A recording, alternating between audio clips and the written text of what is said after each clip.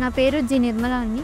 నాకు ఈ జాబ్ తెచ్చుకోవడానికి శ్రీధర్ సిసి చాలా హెల్ప్ చేసింది. రోజు మాక్ టెస్ట్‌ని రాసి దాని ఎక్స్‌ప్లనేషన్ వెళ్ళి నా ఎక్స్‌ప్లనేషన్‌లో నాకు ఏవైనా డౌట్స్ ఉంటే అవన్నీ క్లారిఫై అయ్యేవి.